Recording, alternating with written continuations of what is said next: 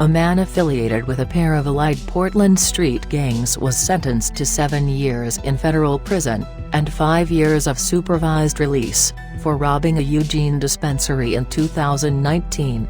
Court documents say that Timothy Christopher Gaines, 30, who is a part of the Hoover criminal gang and Unthank Park Hustlers, robbed Green Therapy with an accomplice on December 20, 2019.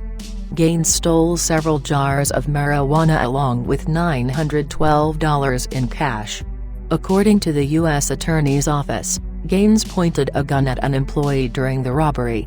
Gaines was charged with robbery by a federal grand jury on July 23, 2020. An additional charge of using and carrying a firearm during and in relation to a crime of violence was added on October 20, 2020. Gaines pleaded guilty to using and carrying a firearm during and in relation to a crime of violence on February 14.